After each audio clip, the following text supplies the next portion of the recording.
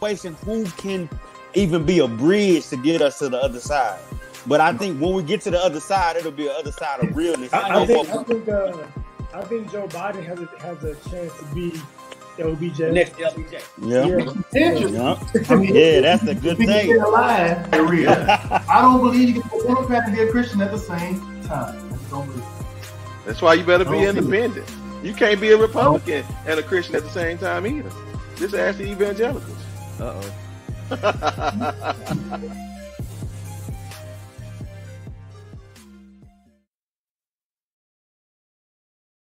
What up, everybody? It is Friday, so you know what time it is. It is TFG tonight. I am your host, Lamar, and it's a pretty exciting night ahead of us. I can't wait. As you know, I'm all dressed up in my nice little jacket and things I got from the Half and Half store a few years ago. Still looking good, right? It still look okay, right? Yeah. Anyway, all right, guys. You guys ready to rock and roll? Y'all ready to rock and roll? Let's bring my folks on. Let's do this thing. Let me get out this tie. Hey, what's going on? What's up, Shahana? Y'all ready to do this thing, Candace? Can I get out of this jacket real quick, Rick? I didn't want to got a collar shirt. You don't want to got your collar, Mark. I felt underdressed. Yes, sir. Let me get out of this thing. That was good stuff, right? Good stuff. I loved it. Good job. I love it. Yeah. All right, get comfortable. Let's get this party started. Is this who else we got? We got 1, 2, 3, 4, 5, 6 people. What? 6 people. We may have about 3 or 4 more pop on. If they pop on, just put them on in as producer. But let's get this party started. What's our first topic? Murder of Vanessa Guillen. I hope I'm not saying that name wrong. I think I'm saying it right. But I've had an opportunity to see this story. And I think it's very much crazy, ridiculous. And I think that we need to really find out more what happened with this situation. I see what they're saying happened. She went miss. She reported some sexual advances or whatever to her mom about the sergeant. Correct me if I'm wrong on any of these points. Then she came up missing. They found out that one of her friends or one of the guys was some what's the word? Some foul play. They I'm sorry, guys. Give me just a second. I've read too many of these stories today, so it's a little bothering me a little bit watching that one and watching the other one that we're gonna talk about today. So I'm a little bothered, to be totally honest with you, about all the death that's going on in this world at the hands of these ridiculous people. So she went missing, then she was dead, and they figured out who they believe it is. The guy ended up taking the punk way out and shot himself, killed himself, unfortunately. So there's no due process in that regard. So that really pisses me off. They did, however, take his estranged wife, I think is what they refer to her as, to jail right now. So maybe we'll get more answers as to what's happening with this whole situation. But I think it's definitely unfortunate. I think her family definitely needs more answers. And the way that they did it and how they described the chopping her body up and putting it in cement and trying to burn it up is absolutely just, where's the humanity? Let's start with Jennifer. What are your thoughts on this whole situation? So my thoughts, as Brittany mentioned, I'm prior Coast Guard, so probably nowhere near like the Army and the masculinity of the Army, but I've seen us tear up barracks rooms for a piece of property. So for them not to even bat an eye when she went missing is just, appalling. Like, I don't even understand how a person, goes missing, a soldier in your platoon goes missing, and, you clear her barracks and just right away assume she went AWOL without even, any accountability. And what bothers me as a veteran is how nobody in that chain of command had been held accountable for, doing any kind of investigative work as to what happened to her. Right. Anybody else want to chime in as it relates to this story and their thoughts? I think it also heightens a another issue when it comes to sexual assault or sexual harassment in the military by women. You know, they something like 33% of women are sexually assaulted in the military, which is crazy, and 80% say they have been harassed. And it was a study done that more women are likely to be raped in the military than killed in combat. So this is a real issue that we do not address and do not talk about. And she is, you know, unfortunately, is along the lines of a lot of other women who have been killed, murdered, not just in the military, but, you know, just for being a woman. Is really kind of crazy and ridiculous, and I think we need to do something about it. There need to be some laws passed immediately. You know. I agree. Anybody else want to chime in on that before I start back? I just have one thing. I was reading up on it, and the sergeants and everyone were stating that they were unaware about the harassment, and I find it hard to believe. So hopefully they will investigate them more. I know in the military, I was never in the military, but my father was, and there's a lot of things that was handled in-house. So that they need to investigate that more and find out how did you state that you never knew about this, and I'm pretty sure they knew. It runs rampant. The sexual harassment and the sexual misconduct runs rampant in the military. It does. Yeah, it's crazy. And then Jennifer, you can probably attest to that. Yeah, it does. And I guess I could see where she didn't tell anyone, because I've seen, you know, firsthand the stigma of coming forward. And if it was, I don't think they've ever said, do we know? I don't know. I know he was a sergeant, but I don't know. I don't know the Army's rank. I don't know what the equivalent to that is in the Coast Guard or the Navy. But, you know, I know when you get up to those higher enlisted ranks, you know, if the superiors, you know, look at that person highly, you know, I've seen firsthand where if the women, you know, come on board, they're right away, you know, they're either a bitch or a slut, you know, like, are they going to be bitchy and not put out, or, you know, are we right away calling them whores and sluts and, you know, the morale girls is what, you know, they used to say on the ships. So I could see where maybe, you know, she didn't tell anyone, and so maybe they're, you know, not to say there was, you know, like no official report, not to say that, you know, they didn't assume that something was going on, you know, because I definitely have seen it firsthand where, you know, the victim blaming is really, really big. And there has to be more to it, because she didn't even want to tell her mom who it was, and she was afraid that her mom would try to address it, and that she was afraid of her, for her mom's life. For the fact that they reported that she was afraid for her mom's life, for her mom to know about it. And rightfully so. Right? There's a whole lot more involved. The power that these people have or wield in the military is ridiculous. You can only imagine how afraid she was. Yeah, I agree. Lamar, Chris, you guys know I was a military spouse. It's a boys' club. My ex-husband's commanding officer allowed my car and things to be gone by my husband. They protected him. With what he did in the military, he had an affair. He should have actually been demoted and arrested, but they protected him. I didn't get a car or anything. So with this young lady, of course, they're going to protect each other, especially if he was a sergeant or high up. So it's disgusting. Absolutely. Anybody else want to add to that before we go to the? Yeah. What I think it highlights is the systemic issues that I think certain people have known about the military, particularly Black people over the years, who knew that, you know, some of our ancestors, you know, fought in several wars, but wasn't able to come home and get, you know, equal justice or equal rights. And now we see this case that's really, you know, really disheartening and just vile and nasty. When you have to I just read it before I came in and I couldn't believe it. Yeah. But we're starting to see that it's not just the systemic issues with policing in America, but it's also transitioning into the military now. How we gonna address it, I don't know, because it's like, you know, the young lady said earlier, it's a boys' club. and sometimes then it's an exclusive boys club because I've never been in the military. You know what I'm saying? So I don't know what goes on in the inside.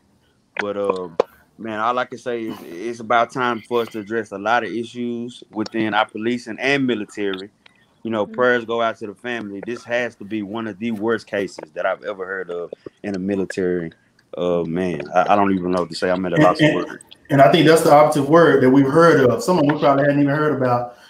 Some of the stuff that probably goes on in there. So it's ridiculous. Yeah, I just hope we keep her. I just hope we keep her name out there. We keep saying her name, and we keep this in the media. Otherwise, it's just going to get swept under the rug, and we're going to forget about it in a couple months, and nobody's going to be prosecuted, or the right things aren't going to happen. So I just hope we keep saying her name and keep it out there. And she and her family deserve justice.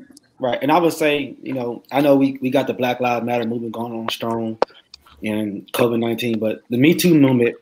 Let's not forget about it. No, let's not let that die. Right, for sure. Don't let it die. Right. Do not let it die. You know, if you see it, say something. You know what I mean? You got to. Right. We got to hold men accountable like we want to hold white people accountable. That's right. And I'm speaking to the men out there. I'm speaking to us. I'm speaking to us. Hold each other accountable. You know. I agree 100%. I have one thing to say. Not taken away from that, but men should be able to address sexual harassment just like women as well. And I think that we allow women to come forward, but a man will not come forward because they don't. A lot of society makes it seem as though men are not sexually harassed or nothing. Is because they consider it you're just a man. That's what you're supposed to do. They call it hazing. It's called hazing. Yeah. And then also important for men to come out in regards to sexual harassment that they know about against other women. I think it's important for men to do that too. That's important. Just like we expect the cops to rat out the other cops, as they call it, rat out the other cops when they see them doing stuff they're not supposed to do. I agree 100%. Yeah, we gotta hold each other accountable. Hold each other accountable, man. Yeah. All right, so let's move on to voting. As you guys seen, we interviewed someone earlier. She's running for the House in Texas, and I'm not gonna stay on this super long. I just want to stress how important it is that we do vote. There's a lot going on right now. I just saw a video where some protesters are standing in the middle of the street at the Mount Rushmore, trying to keep the people from going to the Trump thing. I hope that people have that same fervor and energy at the ballot box, because we've done a lot of protesting, a lot of talking. I hope everyone keeps that same energy at the ballot box. Anything you guys want to add about voting, encouragement, pushing people to do it? I hope Georgia does right, because every election we have machines breaking down. And with Stacey Abrams, the reason why Kemp won is because he was over the elections as well. I don't get how you can be over the elections and also run for governor. But hey. Voter suppression is a real thing, guys. Yeah, it is. Yeah, it is. How do you combat voter suppression? I think probably with this movement, I feel hopeful that more of us are going to vote this year. I really do. I think we're at a point where people are really fed up. We're not taking the bullshit anymore. We're not just going to lay down and be quiet. I think we have more Gen Zers that are old enough to vote. And I'm thinking they're going to pave the way. And I don't see this movement dying. And I think it is going to carry over into voting. And I really hope so. And I think really just keeping it out there, just keeping it relevant. Y'all remember Rock the Vote? It was huge. Barack the Vote is what it was. It was huge. So many of us came out and voted. I think we can do that again and be even bigger. I feel good about it. I feel hopeful about it. Yeah, I also think that, more people of color just need to run for office. Yeah. Yeah. I think that'll help. That'll help. And nobody know our communities better than we do. So. And we got to vote for them. And we got to. Well, first of all, we got to learn what they are running for, what they believe in, and also hold them accountable to what they say they believe in. Just like we need to do all the rest of them, and then vote for them. That's right. Because a lot of times we get in there and we don't hold them. They get in there, we don't hold them accountable, and they run uncontested for years and years and years. Like Royce West, I don't know what he's done, but most of the time he's been in office for 27 years. most of the time he runs uncontested. Now he may be doing great stuff. I don't know. I'm not. I can't speak on his record, but it's just interesting that people run uncontested. That is interesting. Like that. So it's interesting to me. And also do your research. I don't think enough of us I are have doing our one thing to research about add. what people are doing in office or the people who Voting, are running. you know, We got to do they're our gonna try to research. make it hard as possible. Oh, is Chris talking? They're going to try to make it hard as possible. So I would take a suggestion that everyone be prepared. Get you those beach chairs that you get and sit in, and be prepared to wait, because they are not when we had to vote a couple weeks ago, they were trying to keep the lines longer, not open. So they're going to try to make this very difficult. So you have to be patient. You have to be prepared. So just like you're going to the beach and relaxing, you come out there, you bring your little cooler, whatever you want to bring, you're going to be waiting. Some snacks. The beach. Tam and Marcus, you guys have a movement going on right now that you're leading. You guys want to tell us a little bit about that and want to chime in on the whole voting piece? Marcus, I'll let you go. Okay, I'm just gonna introduce Tam. Shout out to everybody. This is Tam, and I know she's about to tell y'all everything y'all need to know. What I will say is, I'm encouraging everybody to get registered and also go the extra mile and vote. Last election, we had 500 and I think 50,000 people who were actually registered and didn't vote. So if we just go ahead and vote, voter education, it's people's job like me and Tam right now to get that educational information. Now we have something coming up. I'll let Tam tell you, but it's our job to go out and vote and exercise our right. Yeah, so we're actually partnering with other people in the community to actually get voter education out there. So things like you did today, just kind of seeing who's on the ballot, understanding what the left and the right is, understanding, you know, what your vote means, understanding the statistics, how close we are to actually turning Texas blue, you know, those things, but still being nonpartisan, so we can actually share all truth and general information so people can make the best educated vote. And just being able to move. So, I mean, I think that ties into just knowing what we can do as Black people, knowing how powerful we are when we come together, and knowing how far we can go when we're educated around things. Mm-hmm. Yeah, absolutely. And Hispanic for my sister at the top over here. Black and brown people, baby. Black and brown people. I was telling Karen something earlier that with this whole Gullen, am I saying her name right? Gullen situation? I can't think. I don't know. I keep saying the name wrong probably, but with that happening, if there's not justice to get Black and brown people on the same page and for a cause, is very dangerous. So I think they might want to get moving real fast and figuring out what exactly happened. Black and brown people in the streets at the same time, they thought there was some crazy stuff going on with these first protests. I don't know what that would look like, but I think some progress will be made for sure. All right, moving on to the Black Lives Matter conversation.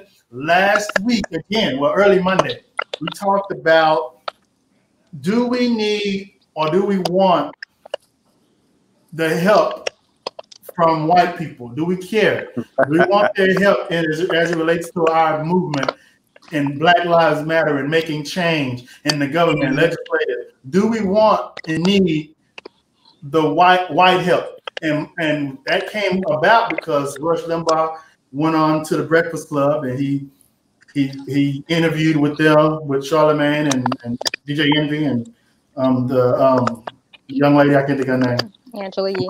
Angela Yee. I can't stand Angela Yee. Anyway. Okay. But he interviewed with them, and it was a very tough, rough interview. They were not very receptive from my point of view. And then he went back to his own show, and he discussed how his experience was. He wasn't disappointed about it, wasn't mad. He basically just said that he was distraught, if you will, or he didn't like the whole George Floyd situation. It never should have happened. The police never should have did what he did, and we do need change, and he wanted to get the conversation started. So he asked, who do I need to talk to reach the Black community and talk to the Black community and get nothing may not happen in this first conversation, but I want to at least get the conversation started. Some have said, forget Rush Limbaugh. He's a racist, and he's said a million things in the past. We don't need his help.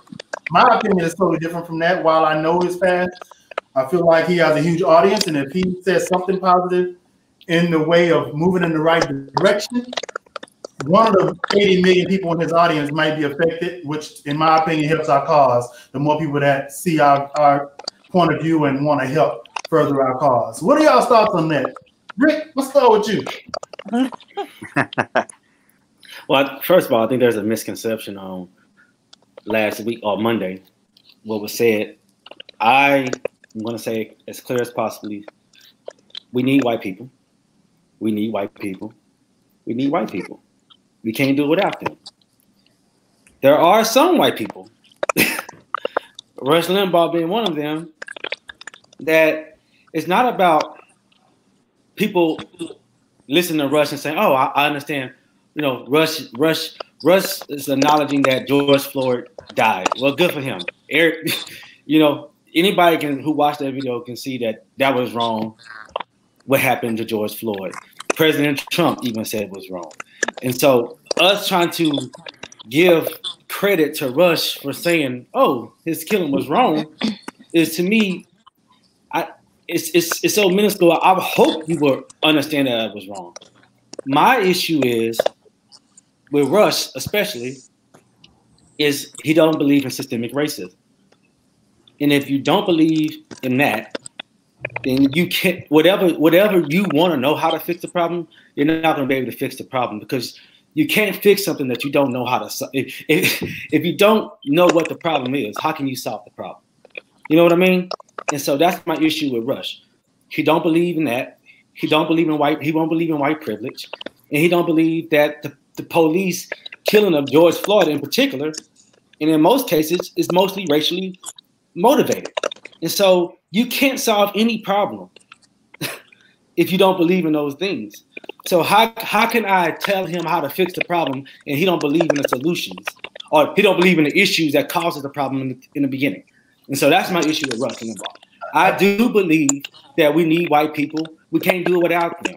We just can't. There's no possible way. This is, I say before, there's not just a black issue. This is an American issue. This is a true American issue. So I'm gonna respond to that. Then I'm gonna bounce to someone else. I hear what Ricky's saying. I do disagree with what Ricky's saying. Most of it. I feel like if we're expecting people that come from a whole different world, whole different upbringing, that were born in a time when they were superior, well, that's how they were raised, right? And you're expecting his whole paradigm to shift in order to accept his help, which I think is crazy. My thing is nobody should have to check off a box of, do you believe in this? Yes. Do you believe in that? Yes. Do you believe in that? Nope. Okay, well, we don't want your help. That shouldn't be the case.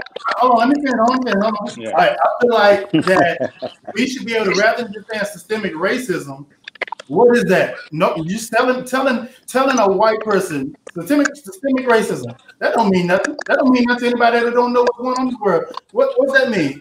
My thing is be specific. Let's tackle one thing at a time. There are people his age that know what that is. But everybody don't know. So you telling him systemic racism, that's a problem. Do you believe in it? Well, what part of it? Now, which part of systemic, I got to say it, systemic racism are we talking about? Just trying to make this whole big balloon of, you got to believe in all this. Well, which part? All of it. But I don't believe in all of it necessarily. There's a whole bunch of stuff within that I might not agree with. So I think we need to be able to break things down specifically. Are we talking about healthcare? Are we talking about educational disparity? Are we talking about police brutality? What specifically are we talking about? Now let's go to Mark. All right. This is what I say. I say the answer that I believe to that question, do we need white people, is trapped in the gospel. I think it was John the 16th chapter, or maybe the 17th chapter, when Jesus could have prayed for anything in the world. What did he pray for? Unity. He said we needed each other. So how I'm gonna loop that together, I'm gonna say this. Even we need something, even the racists, they need us. We need them. Prime example, A. Philip Randolph in the 40s told President Roosevelt about what? The Negro problem. President Roosevelt said, I acknowledge the Negro problem, but guess what? You got to make me do it. I'm not doing nothing about it. A. Philip Randolph applied pressure to President Roosevelt, threatened to march on Washington. And what did Roosevelt do? He signed into effect a law. A racist president signed into effect a law. So yes, it's gonna take all type of people. If white people in the Democratic Party did not have black people, guess what? Barack wouldn't have won. You see what I'm saying? So we need each other in local and in the grand scheme of things. It doesn't really matter if people are racist. I know racist people who voted for Barack. You know what I'm saying? That's just I know people who are good black people who voted for Trump. So at the end of the day, we need each other. You know what I'm saying? We need to be more educated about the voting process, and we don't have to just give our vote to anybody. We need to listen. I know I'm not giving mine to Trump, but I'm going to be listening to Biden and Right. his talking points when it comes to that time. I like that. All right, Ted, let's go to you, and then we'll go to Candace. Well, I mean, y'all already know I'm really big on diversity. And with us being 14% of the United States, to Rick's point, of course, we're going to need not just white people, but we're going to need everybody to move us forward. But when it comes to throwing people away, that's kind of where I disagree. Because when you're looking at history, and C.P. Ellis, who partnered with the Ku Klux Klan leader to break down segregation to move forward to desegregate schools in the 1970s. She didn't throw that Ku Klux Klan member away, and if she would have thrown him away, maybe we still would have had segregation in some of these areas. So it's often our responsibility to partner with people that we don't like, or partner with people that we may disagree with on several different topics, but that's how we get things done.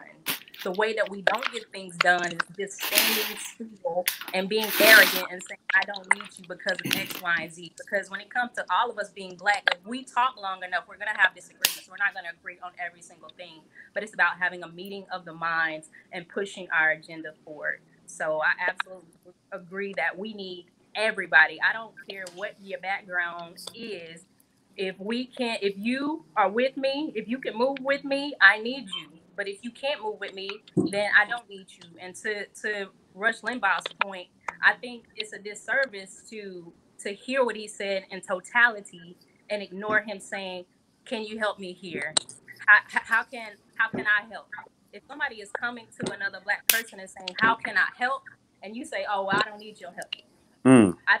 I think that in itself is being stagnant and allowing history to repeat itself, because we're now at a pivotal point where we having white people come to us and saying, how can I help what you guys are doing? I don't honestly see it. I don't honestly understand it, but what can I do? Those are pivotal opportunities for us to change. It's not our responsibility to pat them on our back or their back. It's not our responsibility to educate them, because there's enough education out there for them to research, but we can't allow them to lead themselves. We got to be the one at the forefront of Mm. that. So it's our responsibility to share with them, hey, this is what I need you to do. If you're going to stand behind me, I need you to move aside. So that's all I got. Candace, you want to chime in on that? I don't have much. I pretty much agree with Ricky. I mean, Tam, you made some valid points as well, but I feel we do need the help from white people. This is a country that was set up by them. So of course, we're always going to need that help to work together, but we don't have to accept help from everybody. We have the choice to do that. So with Rush Limbaugh, I mean, what he said could have been beautiful, but he's just somebody I'm not looking for his help. I'm aligning myself with people like Biden. I know people make the argument that Biden is similar to Trump, but at this time, that's who I'm aligning myself with. And that's all I have to say.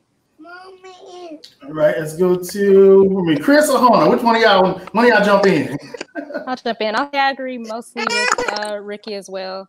I think that I kind of have issue with the word need. Is having white people in our corner a great idea? Yes. The ones who want to be allies, who have our best interests at heart, who are really interested in learning and changing. Is Rush Limbaugh one of those people? Absolutely not. He has made it clear the type of person that he is. Like it was said many times on the show on Monday, I believe, where he's basically on his deathbed. He's trying to right his wrongs. Great, I respect you for that. But he's not someone I trust. I think it was also said that I'm sure he's interested in some sort of change, but it's like being an alcoholic. You cannot get help for an alcoholism if you do not admit you have a problem. If he can't see some of the issues that we have, he disagrees with them, then he can't be a part of the solution. He hasn't admitted that there is a problem. So there are some people you can throw away. Rush Limbaugh is one of those people. But the people who, maybe have changed, seriously changed, and are here for the cause, hey, I'm here for it. Also, I'm going to say one other thing. Like you said something about we shouldn't give them a list of things, a checkoff list. I agree. We shouldn't give them a checkoff list to say, okay, cool, you can ride with us. But you can't just be like, oh, George Floyd dying was terrible. Oh my gosh, now my eyes are open. How? What about all the other things that have happened? And then you still can't admit that those things are an issue, that there is systematic racism and white privilege? You're not really here for the change then. I mean, I think he did say that it was a problem. And then he asked, what can I do? What do we need to do? Let's get the conversation started. All right, Hannah, let's go to you. Okay, so this is my take on it. I hate to say we need them. I would much rather say we would want them, but we have to be honest at this point in time. We do this. If you work in corporate America, there's a lot of people or some people you work with every day to get things solved that you might not particularly care for. However, when you want to get your job done and you want to reach that goal, you have to work with that person. You don't have to like them. You don't have to accept it. But at some point in time, you're going to work with someone that you don't particularly care for. But my thing is, I don't want to come to a point where, yes, we need you, but I don't want it to come to a point that you want us to know that we need you. Sorry. So we can say, oh, yeah, we need you. We can work together. We hear what you say. You'll get your voice out there. But then it comes to the point that we are not going to bow down to you because we actually want to work hand in hand. And that's my whole issue. I would like to work beside you, but I'm not going to work. You're not going to be above me, and we're not going to be beneath you. And I particularly feel like, yes, Rush Limbaugh, we don't like him. A lot of people don't like him. A lot of people do like him that we'd be shocked about.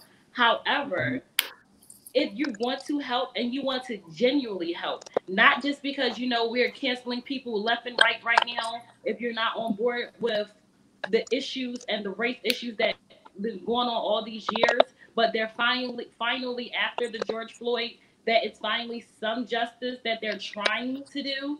I want you to be on board, not on the sake of your job, but on board because you actually know that it's an issue and it's a problem with everyone. And if you can't accept that, I know we do need to work hand in hand, but I'm kind of on the fence because I don't want you to work hand in hand on the sake of your job. And honestly, I feel like that's the only reason why he's on board with this. I can be wrong, but I want you to be genuine when you're on board with us. But yeah, we do need to work with white people. Also, we need to be careful who we align ourselves with because we don't want them to hijack our movement because it has been done before.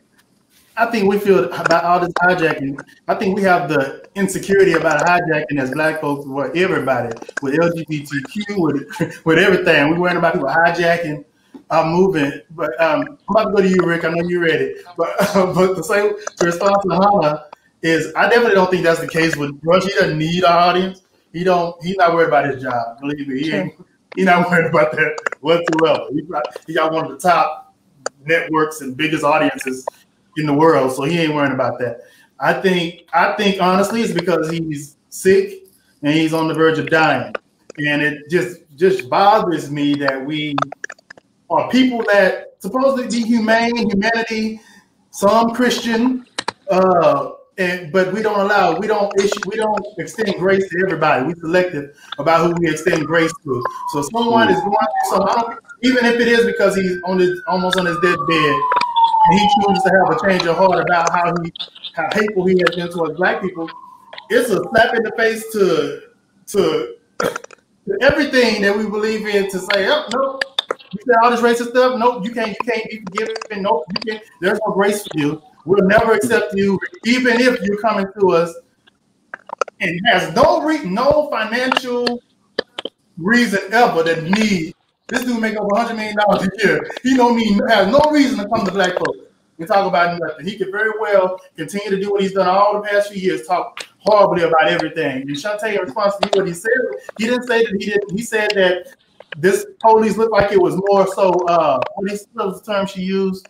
Let me see.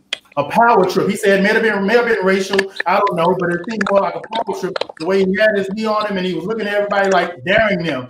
So that's the context in which he said that. So that's a problem.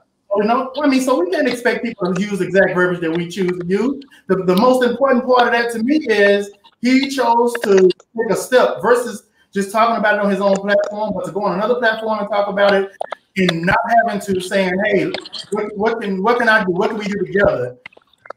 And didn't have to. I mean, he don't benefit in no way. He don't benefit with his audience in that. He took, in my opinion, he took a big risk with his audience by doing it. There's a lot of racist people that do listen to him that are probably like, what the hell are you doing going to these Negroes, talking to these black folks for, and being considerate for these black folks? He probably lost some people for it, in my opinion.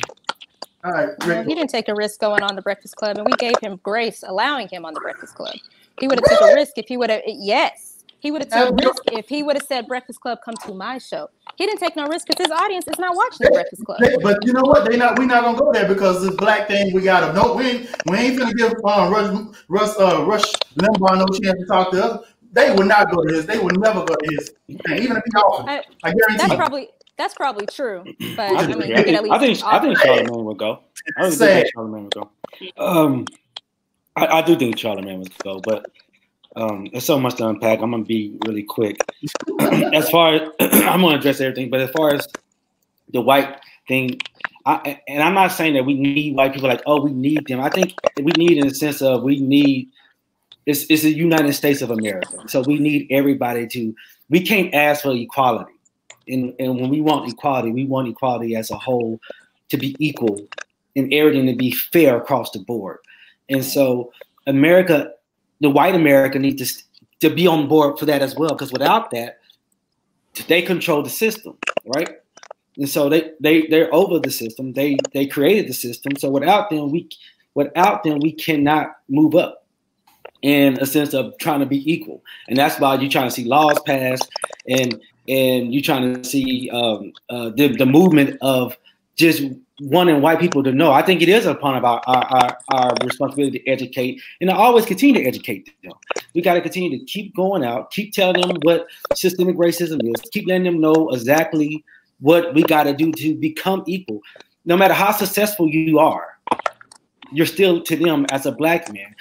There are people that what's the Harvard professor that got arrested in front of his house? He's successful. He's a Harvard professor. But he got arrested in front of his house, and it's an issue. The thing with Rush is, I'm not saying that people can't change, and I'm not saying Rush Limbaugh can't change, because he probably can. He's a human being, so it's not like his mind is somehow different than anybody else's mind, unless you're a sociopath. Everybody can change. The thing is, he's not saying the things that have shown me that he's changed. You acknowledging the death of another man is not change. That's just you're a human being and say, oh, that moved me. That was wrong. And it's not encompassed, and this is what we do as black people. It's we try to say, oh, we have to forgive them. Or we have to, it's them. He's the racist, he's the bigot person. He has to show us. Why are we extending grace to somebody who hasn't showed us anything? And so when he show us that, oh, I've made a change and I believe you're right. Like I said before, it's not really about lists. It's about reality. You cannot fix the problem if you don't believe that what causes the problem exists. And that's the issue that Rush Limbaugh has. He doesn't believe in none of the issues. Oh, I'm at Sam. I got to go after you. Let me chime in. So if I offend you, and I go to you, and you know I offended you, but I don't necessarily know, or maybe I disregarded it. But I come to myself and I say, hey, what can I do to be better? Mm-hmm. Is your response going to be the same thing? Because this is, in all reality, this is before I have the ability to actually move, to actually present action, right? So if I'm coming to you and asking, what can I do? Now, this is the point where Rush Limbaugh is. There's no ability to present action because you haven't even told him. That's not true. Charlemagne didn't tell him. That's not true. Charlemagne didn't tell him. Charlemagne didn't tell him anything. He went on this show, which I'm pretty sure they asked him to come on this show because it's their platform. They get more viewers, they get more money, they get more. He wanted to come on the show. It was a win-win for them. So now here's an opportunity to have a bipartisan conversation. And I come to you and say, okay, what can I do? I may have offended, but what can I do? I don't have the ability to act because I don't know how to act. So this is an opportunity that we missed. Charlemagne missed it, and I think you're missing it in this. Can I answer that question? Let me finish. Because you want him to act. You want him to run. And he's saying, okay, what direction do I run in? And you say, I don't need to tell you what direction to run in. I'm not saying that. Basically, you are. Saying that. No. We're saying to admit there is a problem. That's all I'm saying. We're not saying we're going to completely. He did admit it was a problem. No. He didn't admit several other things. Admitting somebody's death is a problem. Admitting somebody. Yeah, play the clip. I'll play the clip, man. Mr. Producer, I'm playing it. Here we go. George Floyd. Yeah, it's been said that he lost his life. He didn't lose his life. It was taken from him. He was murdered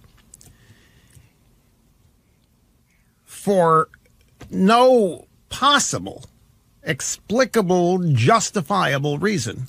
It was just sickening to watch. Sickening to see, and you look at the face of the cop involved in the video and the three who stood around and weren't doing anything, and you just wonder, how stupid can you be? Do you not realize what you're doing? Do you not? I'm not even sure it was racial with this cop. Might have been, but it could have just been some sort of a power trip. People had their iPhone cameras pointed at him, and he's looking back at them with almost a dare. For me, it was, that's not correct to call it a last straw, but it just got me, folks, because we all only get this one life. You can't get it back. You don't get a do-over. You get a do-over for some mistakes that you might make, but you don't get a second life. Only one person has conquered death. Jesus Christ. Nobody else. There were three of them, one of me. There was incoming fire. But, folks, it was great. I enjoyed it. Inequality, gigantic topics. And they can't be handled in one conversation. Nothing can be solved in one conversation. I know that our fundamental values and the majority of what we believe in this audience can't be completely conveyed in one conversation, a few minutes, especially when operating and trying to plow through preconceived notions, misconceptions, and so forth. But I wanted to speak to the people on the Breakfast Club because I thought it would be an interesting challenge. I thought it might pay off. I didn't, I had some misconceptions or preconceptions of my own of how this would go. But I wanted to make sure, I just wanted to make sure that I don't want a chance that the African-American community might randomly hear what I think about this. I wanted to actually tell them what I thought, and by extension, that I believe I represent a majority of white Americans as well on this. There is nobody that is okay with what happened to George Floyd. Everybody is mad about it, hurt about it, embarrassed by it, affected in a profoundly emotional way that runs the gamut. And I just wanted to have an entree to these people to be able to tell them this from the bottom of my heart. Because we don't want this kind of thing happening in this country. We want the best for everybody. So that was a small clip of it. if you could hear in that conversation, just that little small clip that I played from him talking to his own audience that's full of some racists, full of all types of people. I don't get how anybody could be like, no, we ain't interested in your help whatsoever. No, it's just odd to me. So can I respond to the whole clip? Sure. So Rush Limbaugh, like he said, everybody is upset about what happened to George Floyd. I told you on the phone, I agree with Rush Limbaugh. The killing of George Floyd was wrong, right? We're talking about somebody who don't hold the values on how to end systemic racism, or even, in my opinion, don't think he wants to, because you don't believe in this. You don't believe in the. You keep tossing around the term systemic racism, but that means nothing if you don't get specific. Well, we can get into the specific of what systemic racism is. It means systemic. It means everywhere. It means everywhere. Hold on, let me finish. Let me finish talking about what I was about to say, and then I'll let you go, Chris. That Rush is saying what everybody else is saying. We all agree with that. We all agree that the twin towers coming down was a sad case. It affected all of us deeply, right? But we disagreed to go to Iraq. A lot of us disagreed on that, and we saw over time that decision was wrong. Okay, so when listen to me, when I come back here, we can all agree that George Floyd killing was wrong, but to end the issues that was direct link to that, which he don't even know if it was racially motivated, which we all know, everybody on this panel know that it was. Everybody know that it was, because it's a part of over-policing in the Black community, and these things happen because of the prejudice of the police officers dealing with Black people. And so we all know it was racially motivated. Okay, that's what I'm talking about. We all agree that the killing was wrong. But does he want to agree that there's an issue and a problem with Black people in America being over-police, criminal justice system, healthcare? You had the lady on today that's running for Congress in the district, what district was 100, talking about some of these things that is affecting Black people, and it's systemic. Something that Rush Limbaugh don't believe in. Right. And I think the issue that most of us have is that he did say, like Rick said, and like all of us have said, he did say, the killing was wrong. I don't know if it was racially motivated. That's where you lose. It could have been. What do you mean? Because he's putting emphasis on the arrogance of the guy. You have to understand speech and how people talk. He's trying to put emphasis on how the guy was being arrogant. Well, then he should have said, wow, it looked racially motivated. I forgot.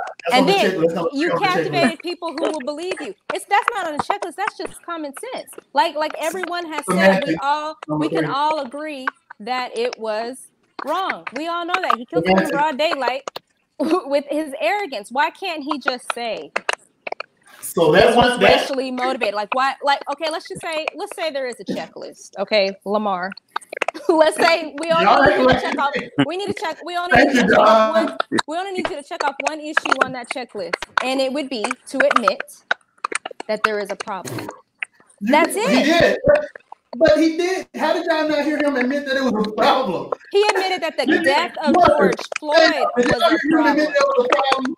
He admitted that the death of George Floyd was a problem. Was an issue. We're crystal clear on that, but he has not admitted that there is a racial problem. And that's what I'm saying. How do you fix this problem if you do not believe there is one? Like, I would love to give someone like him credit because, like you guys said, he has a huge audience and he represents a lot of the community. That'd be great if we can get those people on our side. But you have to admit there's a problem first. I'm gonna pull this from the Breakfast Club interview for next week or whenever we talk about if we talk about this again. If y'all listen to it, he definitely asked them, what can I do? And all Charlamagne would say is that what Ricky is saying, which is nothing, is there's a systemic racism. Okay, and he asked him, he's an intelligent white man. He said, okay, what? No, was particularly. Charlamagne couldn't give him nothing. Systemic racism. Well, It's just a I think that's a topic. separate. Someone I in have the a definition of comments systemic said racism right here. If you want it, someone in the to know what comments it said is. that the Breakfast Club fumbled that interview, and they did. I agree on I that. have something to say if I get a chance. Go ahead. Can I go? Yeah. All right. So this is my whole issue. Bear with me. So I do believe us as Black people, we are very forgiving, and we forgive a lot. But I also feel as though we have to be forgiving because we expect people to forgive us, but we don't want to forgive them. Now, I will admit, the Rush Limbaugh, I feel as though, honestly, at this point, he's trying to change his mindset. So we have to try to give someone a chance. We always want to tell people, oh, we need a chance as Black people. We need a chance. But immediately, we don't want to give anyone else a chance. We just give them the cold shoulder and shut them out. So, I mean, we don't have to accept it, but if we see somebody trying to change, even though we know that he says he's not sick and he doesn't have cancer, but we don't know if it's not true or not. Even if he feels as though before I leave this earth, I want to change my mindset and I want to change and go the opposite direction, we have to just, I think we should just play out and see. People show their true colors eventually. So I feel as though it's not on purpose of us to forgive him before he do so, though. Right. Show me before you show me. Show me. He's trying to show us. We're not trying to show a chance to show us because we have our mindset already. And I guess what I'm asking you, what did he show you in the interview besides that he acknowledged the death of George Floyd was wrong? Everybody in America with eyes can see that the killing of George Floyd was wrong. Just because we agree on that. Thank you, Rush, for telling me something that I already know. Ricky, thank you for would that. Would you have ever expected Rush Limbaugh to speak out about anything as it pertains to Black people ever? He does. He does all the time. That's the in a negative light. Right there. That's the first move. I feel like on this issue, man, I'm just gonna keep it 100. Somebody's signal jacked up. Is it mine? What happened? I don't know what you. Yeah, I think it's his. I think it's yours, Lamar. I feel like on this issue, man, really. I feel like Rush did try to take a step in the positive direction. I agree with Ricky that he wasn't trying to acknowledge the systemic racism, but I also think that it's because he don't even know probably what it is. I think that we got to realize, man, a lot of people don't know Black history like we think they do. You know, like we do. We don't know our own history. You know what I'm saying? And so, that's the issue. And when you have somebody like Rush Limbaugh come on the show and say, "I admit it's wrong," when he said what he said about he thinking that it wasn't racial, I wasn't mad at him. Of course, I knew it was a racist element to it. But do you really think that Rush Limbaugh thinks, oh, looking at the video, oh yeah, that was racist? He's thinking like, oh, the dude is on a power trip. He told you what he thought. I guess, Marcus, I just don't understand why are we trying to give props to someone that is saying something that everyone, even the racist president of the United States of America, has said, that the killing of George Floyd was wrong. All y'all on here don't like Donald Trump. Donald Trump said that. Are we giving Donald Trump now? Is he on our side now? It's like, but Donald Trump didn't come out in a dress. I don't get it. Donald Trump didn't go on Breakfast Club. I'm not giving Rush props. What I'm saying is he tried. Donald Trump didn't try. He had pressure on him where he had to come out. The difference is Rush wanted to say something. I'm not giving him a pass, but I'm saying name a time in history where we did something as Black people collectively by ourselves without white people and move forward. Yeah, listen. I don't want nobody to listen to me talk about Rush Limbaugh and get it misconstrued. We need white people. Oh, go ahead. I just want to say that you said name a time when Black people did something collectively. They built Tuskegee University for us and by us, and they did it collectively, and it's still here. I'm a graduate, so that's one time. Who built Tuskegee? We created the biggest genre Black Wall Street in the world. Who less built than that 50 school? years ago? Come on, the city of Tuskegee, the slaves. They built the buildings. Who founded the school? Who founded the school? Lewis Adams, Booker T. Washington. Booker T. Washington was the principal of the school. Okay. So what is your point?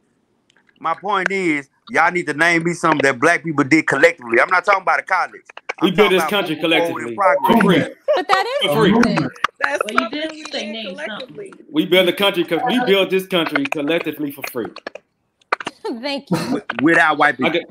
With, No. they With them whipping us on our back. Okay, why? So what I'm asking you is, why are you not a slave? Good question. Yeah, why aren't you a slave? Did somebody sign a Hold on. Emancipation Wait a minute. Proclamation? Wait a Did minute. somebody pull up Wait a minute. on Again. June 19th? Again, what 1865? Hold on, Was wait it a black minute. folks who put up and said, "Hey, y'all free, y'all can go. We don't. Y'all, go ahead, move out, y'all free." Marcus, No, I don't misunderstand what I'm saying. We need white people. I've already said that several times. That's all I want everybody to know. But I said that several times. Well, we can't do without them. This is it's a system.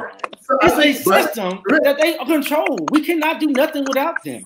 I think what we do is we victimize. We are the victims in this system, and we say, "Well, you guys are the victims. How do you fix it?" You're asking the victim to fix the system that they designed. Rick, and so, like I'm saying, what you just said, Ricky, you can't create this. You can't create a talking point of systemic racism, and then all of a sudden we didn't create. Y'all gotta fix it. Y'all fix it. You gotta be specific on what the problem is. No, I'm not saying that. No, we're not gonna hold. Listen to what I'm saying. Listen to what I'm saying. I'm not saying that. I'm saying to you that we need white people. We can't do nothing without. This is an American. It's not a black America or white. This is the United States of America. We need the social change. Social change is hard, no matter what it is. Whether it's gay rights, whether it's civil rights, it is a hard thing, and we need everybody collectively to move in progress. We can't do nothing without. It's hard to get anything done with one group of people and one set of ideas. We got to reach around. We got to come across the aisle. We got to get stuff changed together. And so what I'm saying is, though, all I'm saying is that this system that has been an oppressive system, whether it's intentional or unintentional, is still an oppressive system. And then what we do as black people, we blame ourselves for being in this system that we have no control over at all. Well, this is the thing. Like Tam said, this is what I agree with everything you said, and I agree that we can push forward. We need white people, but like Tam said, we have it's a certain amount of white people who are already gonna be on our side. And historically, that is proven. But when you have somebody from the other aisle come and try to have a conversation with you, that is not the time to be like, nah, you got to say this or we not talking. That's the time. If that person said, "What can I do?" I already know that Rush Limbaugh don't know what systematic racism is. He don't know what it is. But if we can sit down, you can't fix a problem. If we can sit down over a course of meetings and try to break this down and explain to him and come together and write a legislation with our people to present with him, it'll be more people to No move one forward. is not able. No one in this world is susceptible to change unless you have some mental disorder which will allow you to, like a sociopath or a chronic narcissist. Okay, so there are people who are able to change. And I'm not saying Rush Limbaugh is not one of those people. I'm saying that if you truly want to change, if Rush Limbaugh, and I think that was Holder, did you say if you truly want to change, the truth will come out. He will show you that. He would definitely show you that. I'm not basing that off of one conversation of him acknowledging the killing of one person that everybody know that was wrong. Yeah. I think, well, you saying that, but everybody don't necessarily believe it. He probably got followers. I'm telling you what I believe. But he got followers that don't necessarily believe that. But for him to speak about it, it speaks volumes for just because of who's in his audience, for one. For two, nobody's saying to go and make a point to pat Rush Limbaugh, anybody else on their back.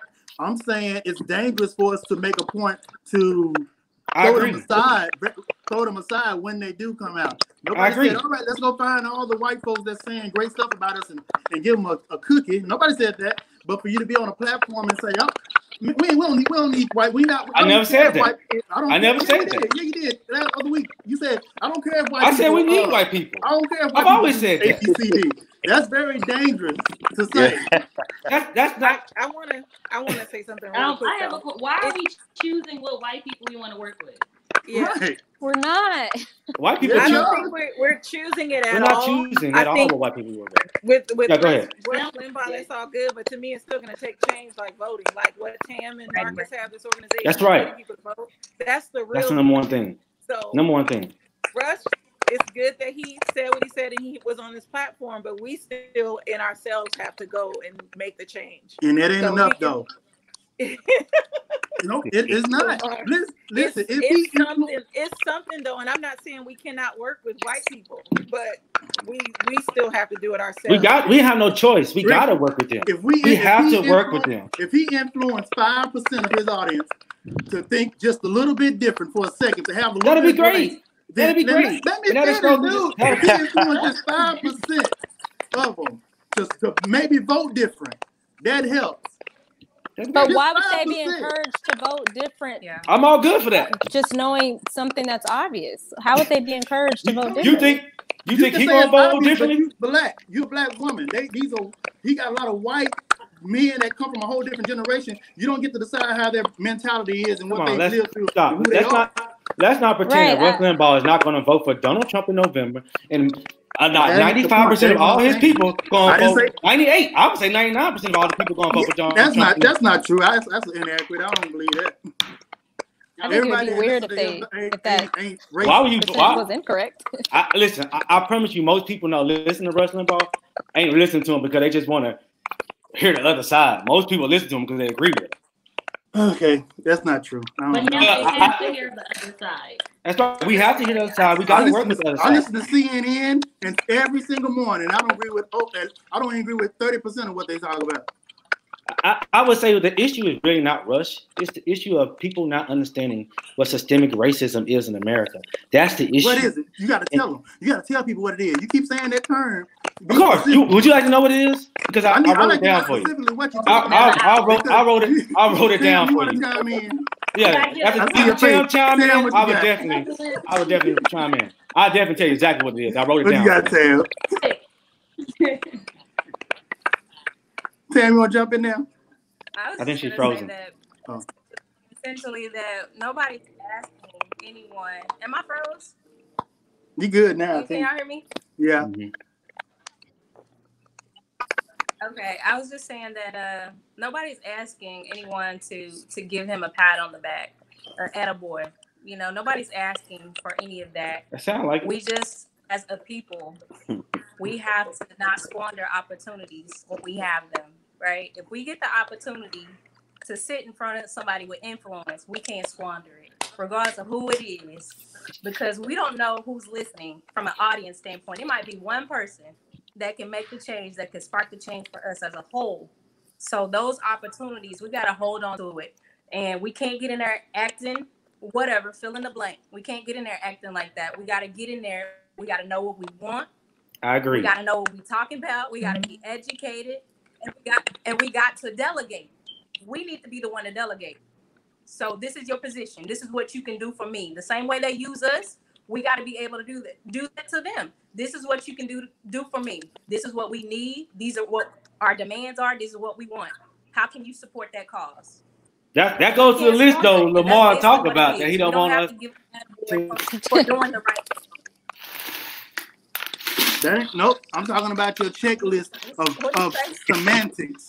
They gotta. I need to come to you and kneel down at your toes and say, Ricky, hold on. I believe in it's systemic racism. Yes. That's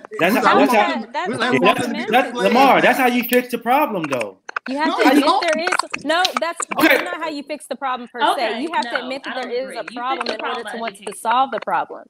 Yes, education is a part of systemic racism. And also, I want to say this. I would hope someone that comes into a situation like Rush Limbaugh did, and maybe his audience, and they were shunned away. I would hope that if they had a real desire to learn something or change, that they wouldn't go from that conversation and be like, oh, you know what? They didn't treat me right. I'm done with wanting to make this change. Because if you do that, you didn't want the change anyway. So I'm not concerned about how he was treated in this one interview. The one time in his life, he said something that wasn't completely racist. If this exiles him or changes his mindset and he wants to go back to who he was, he never wanted to change anyway. Well, he already said himself, I'm going to you, Hunter, but he already said himself that it's not going to stop him. He wants to continue trying to have the conversation. Well, that's good. Go ahead, Hunter. I'm sorry. Okay, so I'm about to bring I might be quoting it wrong. I ain't been in church in a couple of years, but don't judge me. But the Bible, if I'm quoting it wrong, let me know. The Bible states, my people perish for the lack of knowledge. Now, I might be wrong. I might be paraphrasing it, but I'm gonna go off that because the problem is we want people to know everything that's wrong with us, but we don't want to educate them. And we expect white people to know our history, but honestly, growing up in school, we didn't even learn our history. I didn't even know about Hidden Figures until I saw the movie. They never talk about that. It's a lot of things we don't know, and we need to educate ourselves first, and then we need to educate them. So yeah, we don't need them to kiss our behind. We need to educate them so they can know what we know, and then they can make a decision. Once they're educated, see the thing with George Floyd right now is people saw it. Why? Because COVID had everything at a freeze. So they couldn't hear it, they couldn't ignore it. You had to physically see it. And people seeing it made them think in their mind, oh wow, this is wrong. Even though we knew it was wrong, they didn't know until that point when you have to actually sit there and watch it happen. What's going on? So we don't want to educate them. We can't expect them to just be on our side if we don't even want to give them a chance and teach them things that some black people don't know half the things. Well, I got a question for everybody on the panel. Do everybody know what? A lot of stuff. Do everybody know what systemic racism is? That's a question for everybody. Do everybody know what that encompasses? What it is? We know what it is, but the thing about what is it? But what is it? It's a system put in place to keep people down. But the thing is, you cannot say that and expect that somebody's going to be like, all right, I got my marching orders. I'm about to fight systemic racism. No, you got to be specific. On this what is the thing, though. You can't tell somebody to go get it all at once. It affects. That's a cop out. For you just tell somebody. I'm not saying that. Systemic racism. That's a cop out because you're not being specific on what you want. I don't know what you want. If you tell me that, I don't know. Okay, what? What about it? What about these things are discussed at Lincoln Academia every single day about systemic racism in each issue, whether it's healthcare, whether it's the racial wealth gap, whether it's housing, whether it's education. It affects everything. It affects all of it. What about it? Be specific. The fact that housing affects education because it affects the taxes. What about housing? The fact that I just told you.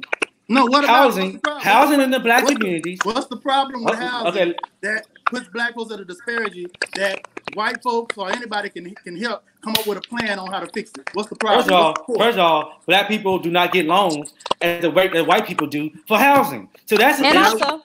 We can't they get discriminated against. We can't even go there until you say, not you specifically, Lamar, but someone who's wanting to go in and make a change says, oh, there is an injustice problem.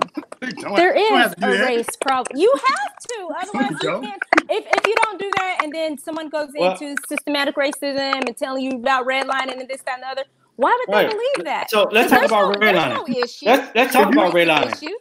If you told me that statistics say that more black women die in the hospital when they give birth, I'm going to say, whoa, that's a problem. I see that stat. But if you told me we got systemic racism when it comes to healthcare, what the hell that mean? Okay, what specifically? But you're still missing the point. You're still missing the point to where there's no acknowledgement that there is an issue, period. You can't live on this planet. You can't live in America and really believe that there's still not a problem in regards to race. And maybe this will help. Maybe this you will don't help. have to be specific.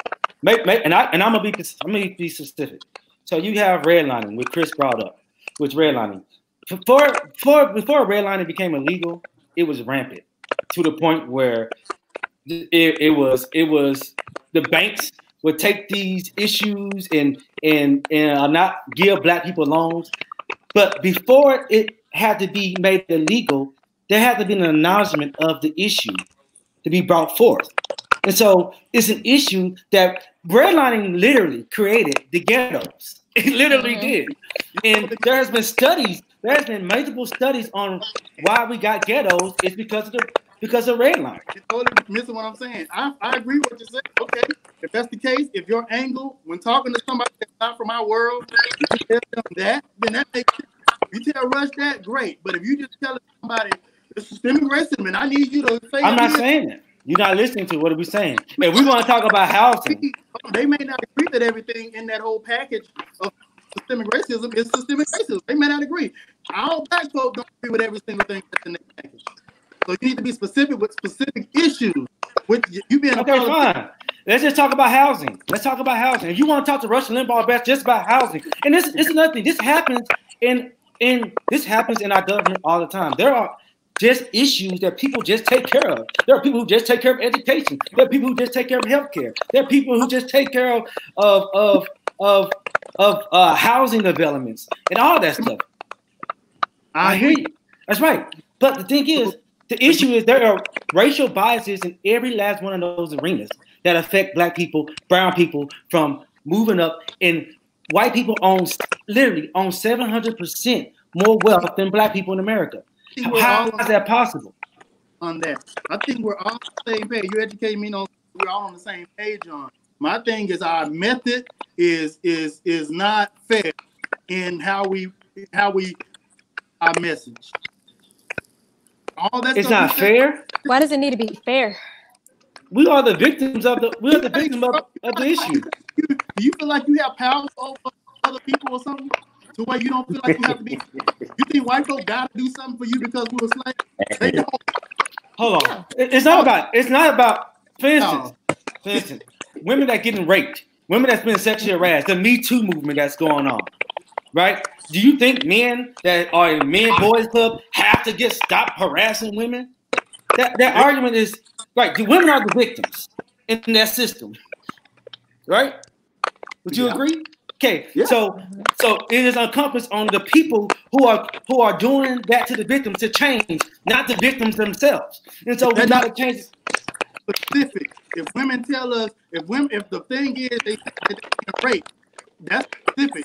If women just said, "Oh, there's a big old thing where women aren't treated fair," okay, and men are not gonna move because what's that mean? What's specific? And they are good at giving those specifics. And when they give us those specifics, we can work off of those. You're giving a broad statement that nobody knows what to do with. How is sexual harassment a broad statement? No, I think it's systematic racism. But all you have to do is, it's a simple Google search, you know. It is. It literally is. You can literally study systematic racism in less than an hour. That method that we've been doing for 100 years, and that ain't got us nowhere. I continue that, and in 5-10 years, let's get back on here and let hear how we. I guess what I don't understand is what's the opposition to telling people about themselves. White people are going to be uncomfortable in this time. They're just going to be uncomfortable.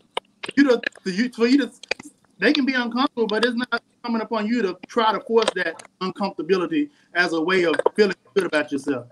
It's not about feeling good about ourselves. It's about changing stuff. It's actually scary because you can be uncomfortable and decide to stop out of discomfort. Well, listen, the civil rights movement was based on making white people change things. That's what it was based on. Well, hold on. If you're gonna go there, though, let's make Martin Luther King. He came to the table with a lot of people. You still have to change stuff. I'm not saying that you don't come to the table. I'm saying it was about changing the system. You had to change the system to have, just like I said, civil rights. You had to change the system, and so you have to make people. You have to force their hand to make changes. That's the same thing what's going on right now with the Black Lives Matter movement. They are forcing people to make changes that should have been changed a long time ago. A long time ago. I got slave mentality. That's not slave mentality. Slave master. Y'all trying to turn it around. Y'all want to be slave masters. No. And make them suffer, make them jump through hoops to help. To me, it just sounds like broken communication. Right. And when you have broken communication, nothing is done. Tam, we can't hear you. You broke up. So I don't care what kind of relationship it is. Y'all can hear me? Yeah, I can. Can you hear me now? We can. Yeah. Y'all hear me? Yeah. Yeah, I was just saying that it just sounds like there's broken communication. And when you have broken communication, nothing gets done. So I think there's a proper way to not necessarily call Rush Limbaugh an ally, but a proper way to communicate where we can move forward.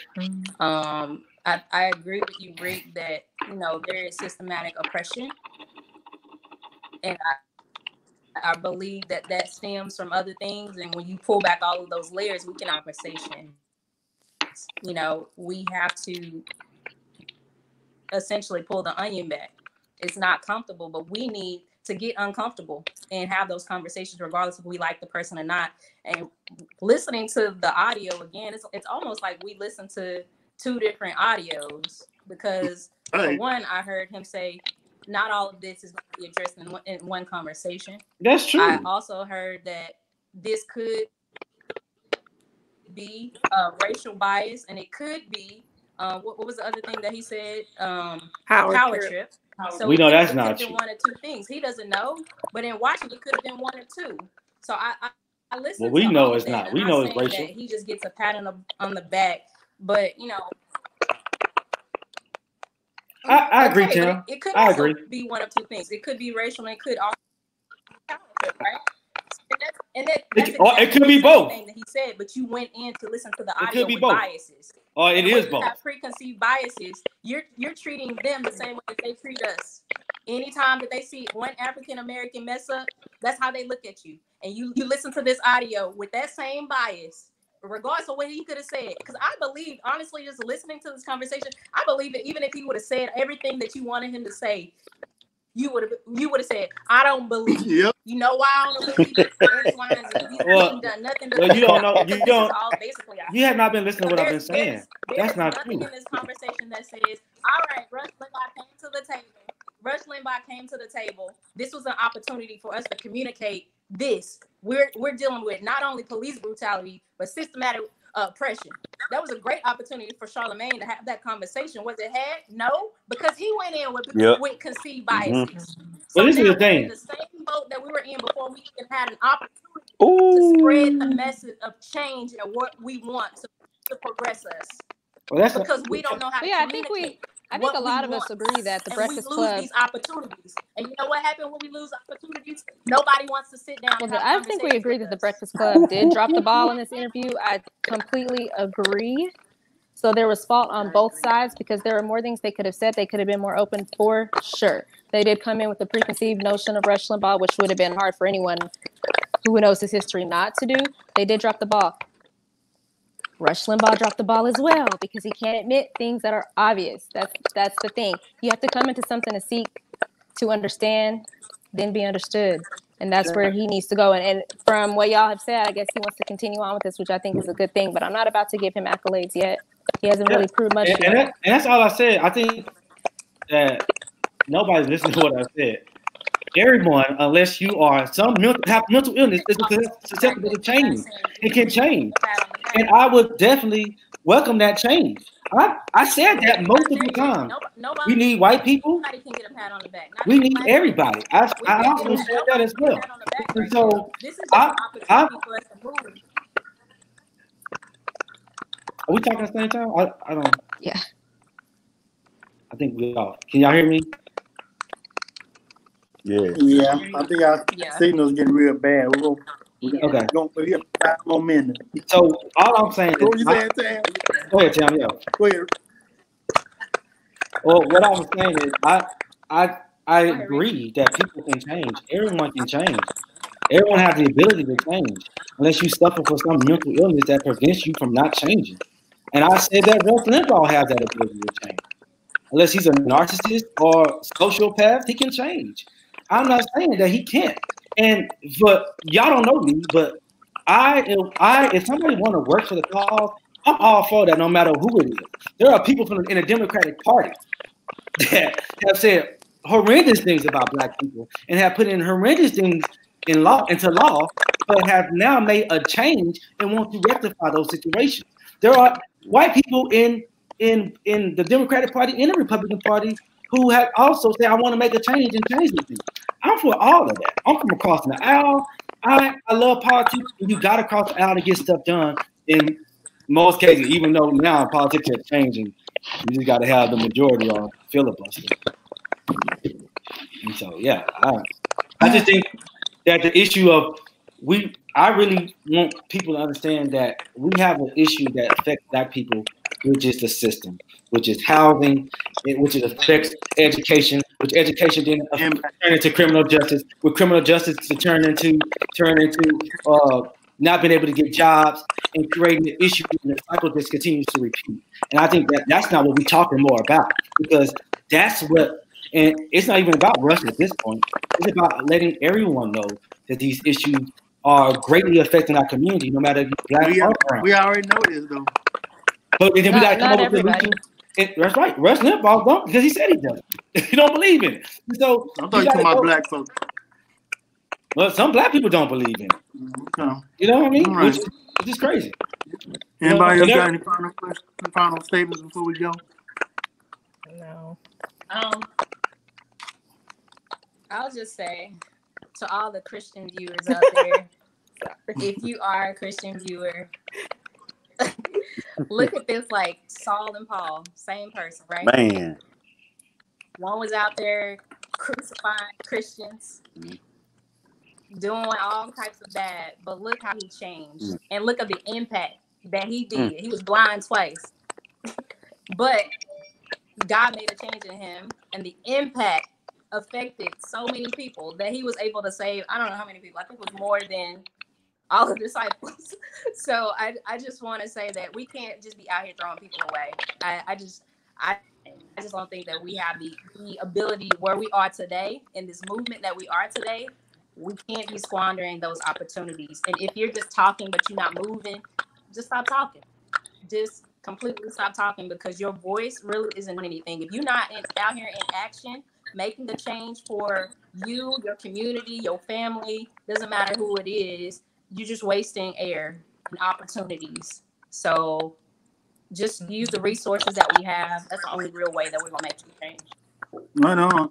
That's the perfect time to cue the outro. That was good. We'll end on that. Thank y'all for coming, for tuning in. I appreciate it. I'm gonna give me another aspirin. All hell Russ Limbaugh.